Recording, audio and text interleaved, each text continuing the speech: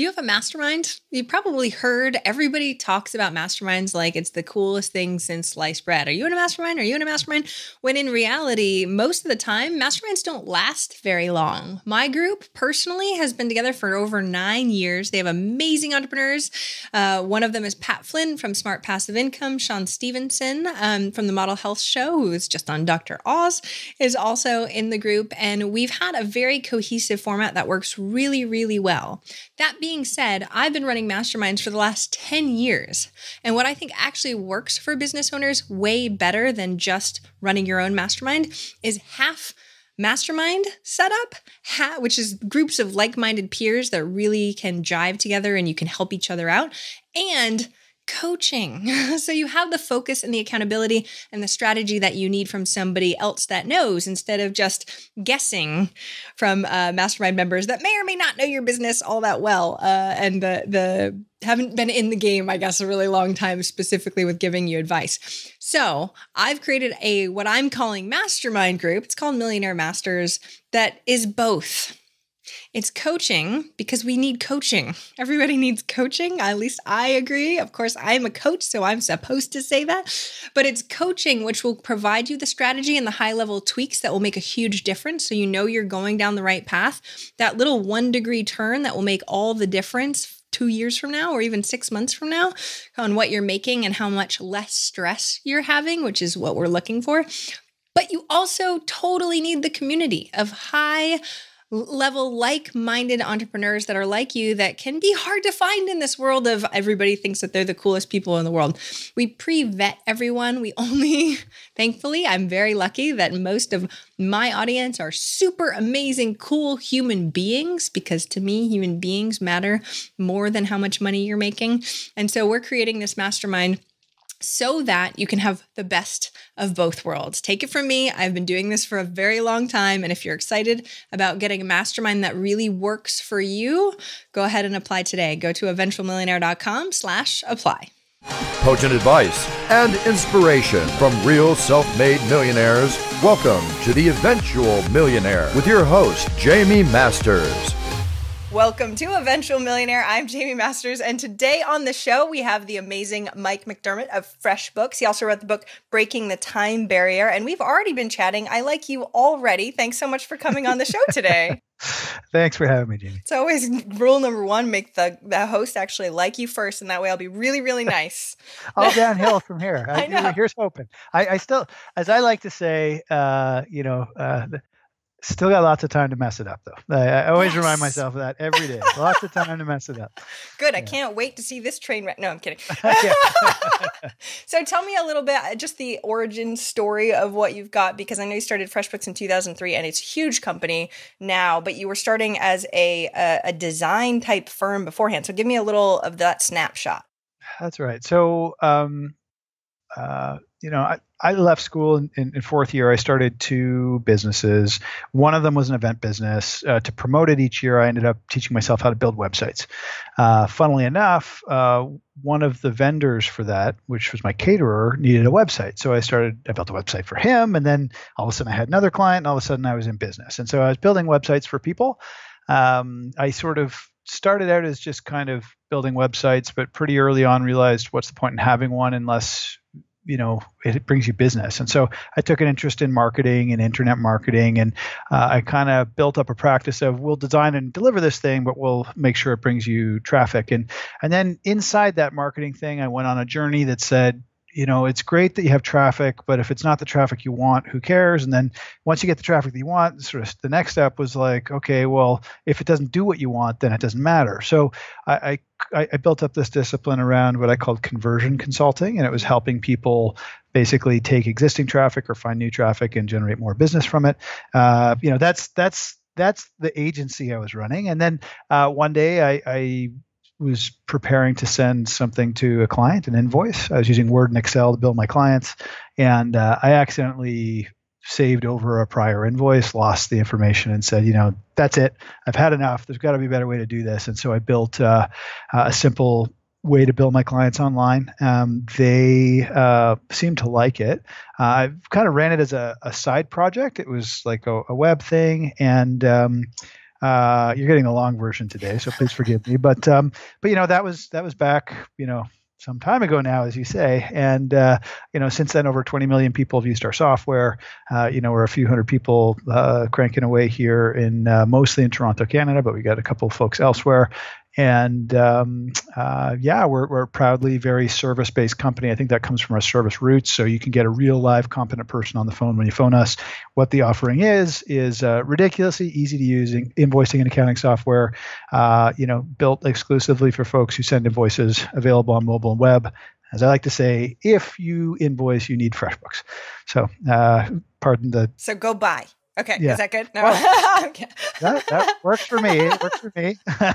Well, it's insane to think about back in the day, you were doing conversion consulting, because that was early 2000s. That was before conversion consulting was cool. Right now, everybody knows about it. That was almost 20 years ago, right?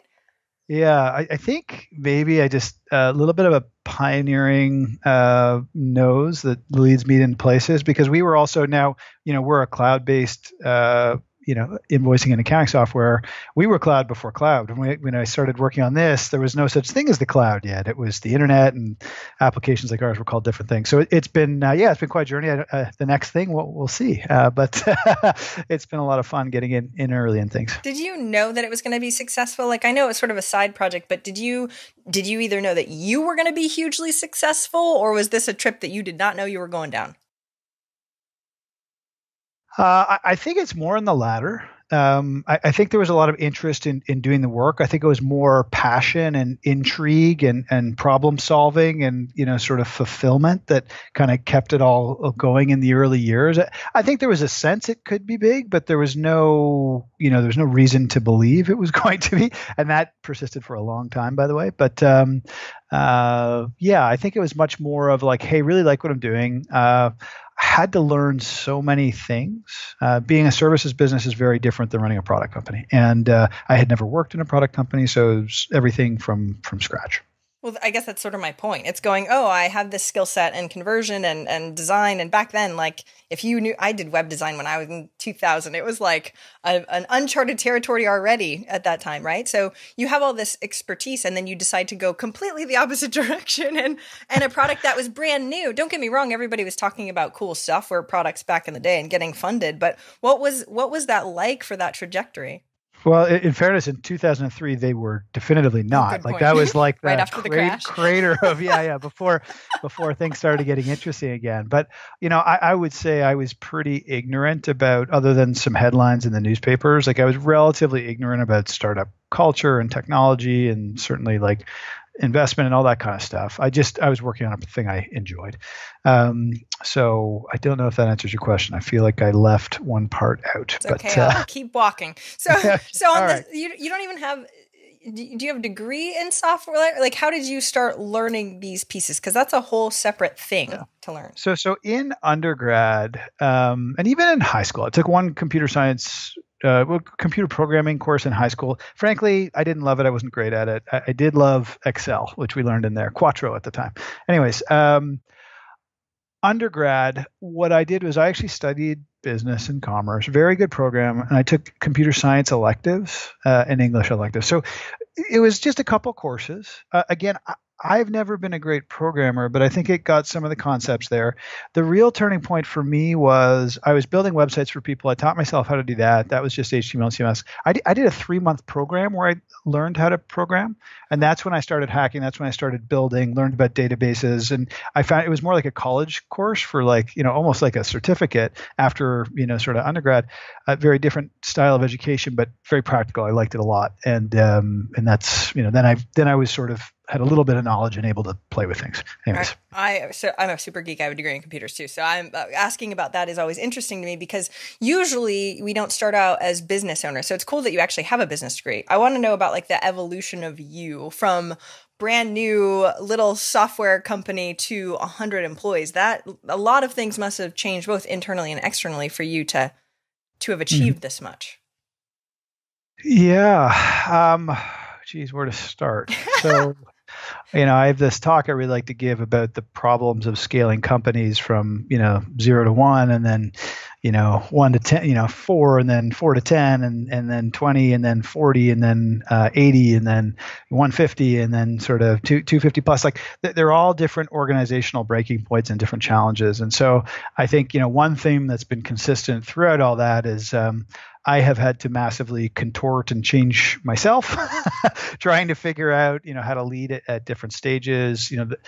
Starting to get good. Like hiring is so hard, and those first people you're guessing and what matters. And I would say in the early days, like loyalty and fit are crazy because you're going on an adventure, and as you get further along, you can get into fit. Still matters, but you need to get into more of the expertise and how to pattern recognize that, especially once you start hiring executives. So, there are countless lessons that I continue to work on that are thematically running through all those periods. I love the periods sides of things, because it does, when somebody's in it, they're like, oh, this is so new and crazy. And then you get going somewhere else and you still it's never ending, I guess, as far as the evolution of you as a business owner, right? So tell me about some of the pivotal moments. Maybe if you can break it down like 1 to 4 and then 4 to 10 and sort of break some of those pieces down and some learnings on that, just because the people that are listening are going through that right now, and they'd be like, oh, he made it through and he's still alive. So that's good. Yeah. So 1 to 4 is fun. Everyone's in the same room. Everyone's on the same stuff. Like communication overhead is super low. People are probably, a little more following the leader, like just whoever that may be in the room. And so that's fun. You're just focused on getting stuff done, pleasing clients, what have you. You get to 10 and certainly 20, you're starting to have your first managers in there, which is a weird thing. Having never worked anywhere, I didn't know what a manager is, or did. Like, I'm not sure I had any of the, the talents and skills associated with that. So that was like, oh, how do I even hire one of these? And, what happens to the structure of these teams? Tell me more about that. How did you learn? Because I see a lot of people struggling with this, right? Especially entrepreneur types that never worked for anyone else and aren't great at managing and aren't necessarily great leaders at that point. So how did you learn some of those pieces and how to hire that? So I think, one of the things I think we solved for, like, values fit and intent, and and we did a good job kind of putting ourselves out there and sort of having some community that we developed. So we came across people eventually who were fit. We were always like, we wouldn't make the move unless we had some confidence, meaning like, I don't think it's something to take lightly. If you don't know, collect more data, right? And so whether that's interview more people, or we surrounded ourselves with advisors. And I remember hiring our first, sort of technical manager, and we had no clue. And, he introduced us to people who used to work for him who were technical, because he wasn't. And so we just leaned on people to make decisions along the way and help us ramp up our understanding curve, if you will. How did you learn to trust? So you said you have this degree of confidence, and you get better, of course, as you go forward. But how do you trust that person? Because if he was crappy and he started introducing you to all these other crappy people, you could have gone a totally different way, right? Well, that's interesting. And so it turned out in our case, we had some mechanisms where, myself and my co-founder would still be a part of the hiring process all the way to 150 employees. That's where I kind of got off the bus and just started focusing on directors and above, which I still do. So we had the opportunity to meet folks and played an important role in that. And so then we had to sniff test, like, hey, like if you have a certain standard of what you expect from people. And by the way, back then it's like, geez, I have this set of questions and I have no idea if they're the right questions. But what I found was, hey, they may not be the perfect questions. They should have an intent behind them. But the most important thing is starting to see the patterns by using them over and over again, right? And you start to see, like I will say we hire different roles, and, different roles, different strengths to be great. Like I expect a different answer based on role to the same question now for some of the stuff I ask, and just it's more their orientation and mindset and what motivates them, and it varies. Like I'll just like QA people like trying to break things, software people like trying to solve problems. Like that's a very different thing that gets you out of bed in the morning, even though you're both technical people, part of building something, right? So anyhow, those are some of the things I leaned on in those days. That's really awesome to have the nuances of that much data also when you've hired that, right? Because then you can slice it a little bit differently. Well, that's why it's so hard when you're starting out and you just don't know. Seriously. Right? Thank you for saying that, though. People want to hear that. I know it is so hard. And I think the thing that I like to remind people at that stage is um, expect to make mistakes. Just don't let them fester, right? And so once you figure out you've kind of gone the wrong way, or even if you think you have, you can gracefully help anybody leave your business at any time. There's always a graceful way to do it. Put some thought into that. It can be an experience that, ends up being positive for them. There's a whole bunch of ways to cut that. It's terrifying. I remember, sort of like the amount of work that went into that first conversation when we were asking our first person to go back in the day. But, you get better at it. It's important because mostly somebody who's not doing well in your organization, they may not know it today, but it's better for them long term if they get off that path faster. Definitely. It's so much easier in hindsight to say that comparatively to the people that are looking at firing someone right now going, oh no, but it always turns out better for both your company and for the person. Because if they're not a fit, they need to know that too. So tell me more though, especially about your strengths. Because it seems like in this evolutionary journey that you have, typically we go, okay, well, I'm good at these roles and I sort of level up those pieces. It was interesting that you said I stopped hiring at about 150. So when did you start really leaning on your strengths and what are those strengths?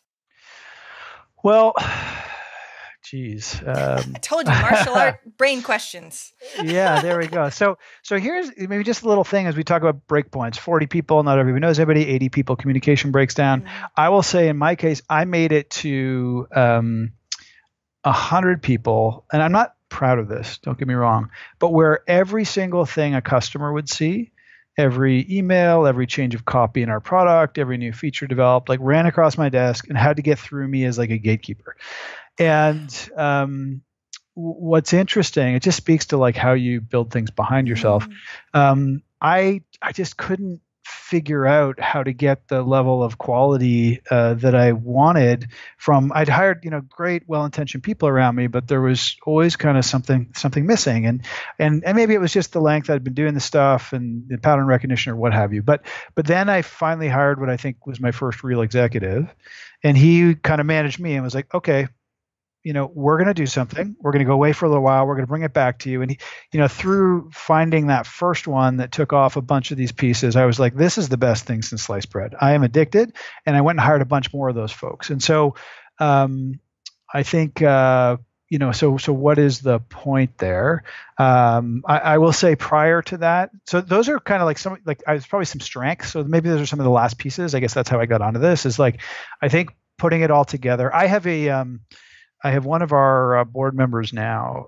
He's an investor, and he says, "Listen, of all the founders I invest in, and that's my business, they come in three packages. The ones I invest in, they are just straight up visionaries who are just so far out in the future. They are people who can really package things up in a way that matters to the market, or they're like highly operational, just love the numbers, grinding things along. I like to think I play in all of those buckets, but I'm a number two. I'm about packaging it all up and getting it out there. And so that's the kind of role I was playing to 100 still. And then, I had to let go of that, and that was hard. And I feel like, at times things suffered, but probably the correct long-term thing to do things. And now it's like, hey, how do you build systems that recreate excellence, in the background? Anyhow, that's what I'm trying to figure out now. But that kind of speaks to some of the strengths, I think. Big time, yeah. Well, and the inability to let go of what you think is a huge strength. That's a huge thing, a turning point in your life. Yeah. Can you tell me a little bit more about the letting go, especially when it's something that you are good at? It's apparently your thing, right? I never so for me, it always came from a place of what was best for the customer, and that's why I was doing it. I didn't want to, and I think people were like, "Mike, you're a bottleneck. You want this?" I'm like, just the day you start making it as good or better, I am so happy to drop this. What I hadn't figured out how to do as a manager and leader was build a team that could do that, and that's where I needed help. I didn't understand how to do that. Well, I guess that's the question. Tell me more about that. Every problem is a people problem. Every solution's a people solution. So, for those of you out there who are sitting there going like, I have a problem with an area or a thing, like it is probably the person you're dealing with. Or I think you got to check this. And I like to believe this is one of my strengths. I'm not sure 100% of people who have worked with me over the years would say so, but I think many would. It is just the self-awareness to know, like, start with maybe I'm the problem. Like, most likely I'm the problem. And if I can eliminate that, or say, okay, so my adjustment is this to try and get it to the next thing, then I'm going to make that adjustment. And then eventually it's like, okay, I'm done making my moves. I know it's, on the other side of the house. But I do think that, like even the effort to be self-aware and work through that has been a critical thing all through this stuff. How do you cultivate that? And I love business because it is the best personal development ever, but it's yes. We talk about self-awareness, but when it doesn't ever seem tangible. It's like, well, just pay more attention, or you know what I mean? How did you actually do that? Well, I think, and this might go in the strengths bucket, and you could argue that this is not the best quality, but like, being self-critical. Like I didn't grow up in a household where there was much positive reinforcement. So you start from okay, there's, and by the way, that also means I don't need a lot of pats on the back to stay motivated. It's good. But, I was getting feedback like, hey, this can be better. Like you're never there. Right. So, so I think that probably is a big part of where it started. And then I think, just kind of empathy. So the other side, like, hey, try and put yourself in the other person's shoes. You marry those two things together. I think those are big parts of it. There's probably more. Maybe you're motivated to like have people be in a good place, right? Like I like when people around me are happy, healthy, and productive is the way I think about it. And so, if I can apply my empathy to understand them and some self-awareness to recognize I might be the problem, then maybe they're going to be happy, healthy, productive, or maybe they got to go. But that's the calculus. I really appreciate that. It's funny. Some data has been showing that really successful business owners have had alcoholic parents too, because they're more successful because they're used to the change and the reading people and that sort of stuff. And I found really, really interesting. The upbringing that people think is like a horrible upbringing can actually make you a better business owner in the long run. So first things first, I just want to, my parents were incredibly supportive. Like I put myself in the bucket of, no. I just want to be clear for them so no one misconstrues. Yes. They were there with feedback of how we can better. I was the fourth four too. There's lots going on. Wow, you were the fourth of four? I was. So let's park them and I think get to the intent of your question. And I'd go with, it's perseverance and resilience. And like, if you survive that, and let's face it, like some folks don't. Some folks that are defined by that upbringing, but those, it's true of anyone in kind of a lot of different, circumstances, right? But that's a pretty extreme one. It can be pretty hard, right? So, but if you can have the resilience to keep going and finding ways, I think that's pretty congruent with, an entrepreneurial mindset. Well, it's really interesting, and my parents were super, super sweet and nice to me and didn't actually push me, and my brother wasn't. He was mean, and I'm like, that is the best gift. Like, you can do better. I'm so much better than you. And I was like, now looking at who I am and who I grew into, I actually love that. I mean, it was really crappy when I was going through it, but I love it because of who it made me into. And I think that's the point, is the contrast actually can be really helpful, just like the evolution of you as a human as we're going through things. Question on the happy, healthy, like, how do you do that for your team? How do we really pay attention, especially when they're all humans that are all going through their own stuff, right? Personally, professionally. How can you sort of hone in on that and try and make that better for them?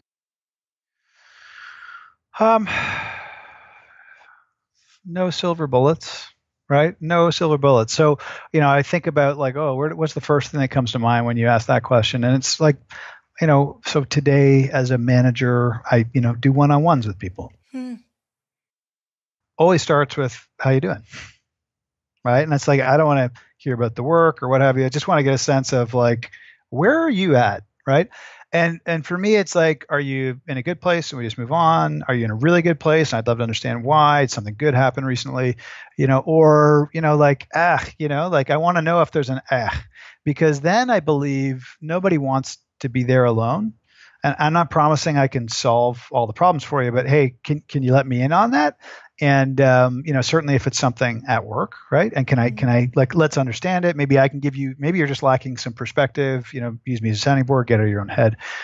Sometimes it can be things going on at home, and maybe those ones are even harder to dig up sometimes because people don't want to talk to like their boss about that. But eventually, you build, an environment where that's that's going to be the first thing they're going to tell you is like, hey, I have this thing, FYI, right? And you want to work with people like that. So I think it starts there with, I guess, like the health of the individual. I'm not sure I've ever articulated it quite like that, but I think starting there is the place, and then the rest of it's kind of work. And like, do we like where we're going? Do you have what you need? Do you understand where we're going? Are we at odds and misaligned on something? Let's clarify. Okay, now you're good. I'm good. What do you need? So I think that's, those are some of the basics, pretty squishy, but some of the basics. No, I really appreciate that. I like that you said squishy too, because it's years of data from you actually doing this. And yes, it's squishy and intangible, but I think all those questions help somebody else that's going through this right now, right? Because if you can build a team that is that open, and how do you do that? How do you get, especially when you have that big of an organization, somebody be able to share personal stuff with the big guy, the boss? Well, let's be clear. As much as I wish everybody would, and being a long-term founder and a consistent presence, probably, some people certainly do. I'll say my co-founder Levi, I think Levi is loved. I think I'm respected. It's different, right? So Levi gets more out of folks on this stuff than I do. But that's great. So then I'd say, hey, it's primarily applied to my team. I don't want anyone thinking away, I have a perfect record and everyone, I wish that was the world, but I've come to realize the title and the role just increasingly, creates barriers for some folks, not everybody, but for some. And that's been a hard thing to, I put that in I found that very hard. And then I said, there's the gives and the gets. Right? I enjoy what I'm doing. We're scaling. We're providing a great place for people. If the give is, I'm not going to, have that kind of relationship with 100% of people here, I can live with it. So, anyways, back to your initial question, which again, I may or may not have lost the plot on. It was a follow-up to how do you do that with people, but I don't remember what it was. The building of the culture in there, right? So how do you actually do that initially? To make sure that you have a culture that is willing to share, even with Levi, if it's not with you. Yeah. Well, I think, and then it's, there's different kinds of sharing. Then there's hey, bad news sharing. People are always pretty good about getting that to me, about the business fast. And I think that's important. That's not hiding. So I think it starts with, you being, I'm pretty consistent no matter what the environments I'm in are, and try to be pretty forthright. We have all company meetings every quarter now. And those finish off with about 10 minutes of me doing what we call the CEO corner. And I say, here's what's, I go from red to green, actually. So here's what's sort of deeply troubling about where we're at right now. And it's got a forward-looking thing. And then it's here are some concerns I have. And then here are, a handful of things that are going really, really well, right? And so I think just trying to be a little more straight about that. I think I've always been pretty comfortable with that. We've had various leaders over the years that always wanted the news to be good. And I think that's actually a terrible thing for, fundamentally trust. If you're always making it good, and I got sucked into a little bit of it, but, by and large, try to be here's what I think. For better or for worse. I'm naturally critical. I've probably tried to head work on being more positive. But I think that then people know. And then not freaking out. If there's bad things, it's okay, right? How are we doing? Thank you for letting me know. What are we doing about it? Can I help? Right? That's kind of just enough time. Okay. It's really awesome to hear the evolution of you as a human, because even just your thought process on how you're doing things has shifted from the beginning of, oh no, we have to do sort of this not low level stuff, but smaller tasks, intangible, that kind of thing, to now I have to let go more, these big esoteric type feelings, right? How much do I let them know? How does that affect them? That sort of stuff. Is that what what are you spending your time on now? Is it this stuff, writing these CEO things and how to word stuff? What are you typically working on? Well, it's interesting. I'm kind of starting to do new and different things. So since I've been in the role, used to think it changed every quarter. I didn't even know what it was for a long time. Like I could not call myself a CEO for a long time. Really? Tell me more about that. Why? Oh, I guess it'd be like imposter syndrome or whatever. But like I was disgusted by, like, I'd read about a company and there are 3 people and the CEO is, I'm like, come on, you're a 3-person company, like maybe a president or something, but come on, so that's where I was like, and marry that with, like, I had no actual clue what the role was. I had never seen it before, so you had to, kind of, it was sort of confusing, but it was probably doing a lot of the things, right, which is good. So now we were going to, so now where do I spend my time? So again, the role changed every, sort of quarter, and then probably the last while every 6 months. And then I probably spent about a year kind of doing some operational stuff because we had a big project. And, I think the lesson out of that for me was I stayed involved with that for too long. Like, I've enough of an organization around me. And when I say involved, like, I was keeping tabs on it and occasional stuff, but I was probably spending too much time even staying up to date with it and just not, letting it go. That was, so that's a lesson. And, so now where my time is going, it's interesting. I'm setting things up. So, my role is really 18 months plus. What are the things that are going to impact us in 3 and 5 years? And I have said that at various times. I've set things up. I've built a function that's supporting me in doing that. But now I'm getting comfortable having nothing on my agenda, maybe just puttering around, like, just being less operational and accountable, and like sitting, like, I think even like sit and think time. And I have started, so here's a fun thing that you don't hear every day. Back to scaling culture. I've taken it upon myself, last year I started it, to write a book that I think documents, like, we've been a top place to work, if you know the Great Places to Work stuff. Yeah. So we were number 1 under 1,000 employees. Like, so Google's like, okay, we're not competing with Google, but under 1,000 employees, we were number 1 in 2016. 2015, number 4 in 2016, number 7 in 2016. So the trend could be better, but still top 10. That's could be pretty better. Good. You're hilarious. I could have been number 1 all those years, man. Yeah. But I think so then I decided, like, hey, we've, getting around 300 people or whatever. I've got to go and try and document what it is I think make this place tick, and kind of write that down. And so that was even a bit of a moment. And, interesting, what I did is I, like, put myself on an island, literally, out of the office, and I just, like, write. And this is almost like I find my role is increasingly going back to do the things I used to do. We spent 3.5 years in my parents' basement getting going. Like, I'm going to be doing more of that stuff, I feel like, in my future than I have in the last, decade, which is actually kind of fun, right? So that's kind of what my role is turning into, which is crazy, but crazy. That is what it is. No, I love hearing the evolution of it. But what's so interesting is you said those 3 type of people: the visionary, the packager, and the operator, and you're good at all of them, but you're sort of leaning more into the... I did not say I was good at all. You said number 2 was your thing. I can get that. What's really cool is to have you go, okay, you are so self-critical. I love that. No, it's not even what I said. But it seems like you're moving more towards the visionary, looking out 3 to 5 years, quite a bit. Is that more uncomfortable, or does that feel good? I think what's uncomfortable is moving away from the third thing, which is like, the numbers and what have you, and just sort of letting that go, and recognizing that's okay. So I think that's I actually have just enormous confidence in the team. Like, it was more like I had to stop doing it to realize, just like, it's just not a good use of my time. Like, the returns on that are just not great.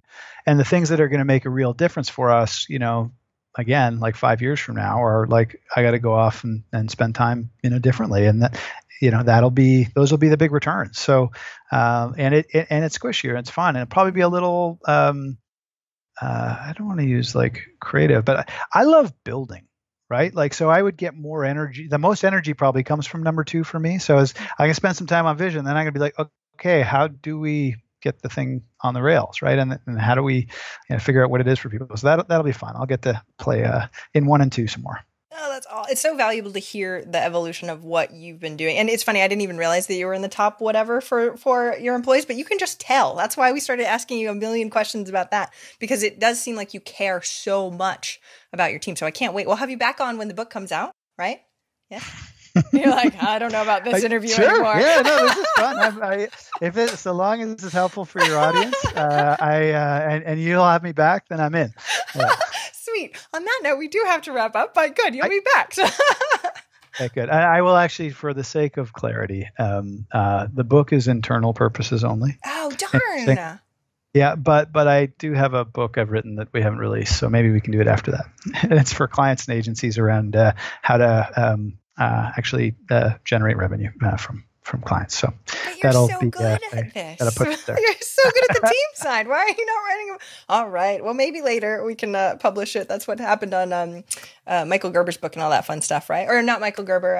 I just interviewed him of System. I can't even remember. So anyway, on that note, on the last question, okay. What is one action out of everything we talked about, or something else? What is one action listeners can take this week to help move them forward towards their goal of 1 million? Okay. So based on some of the themes and stuff we talked about today, let's just go to strengths. Like, I think your goal is to play to your strengths. And I didn't get to part of how I got to do that. And I kind of had a better half at work and still do, this gentleman, Levi.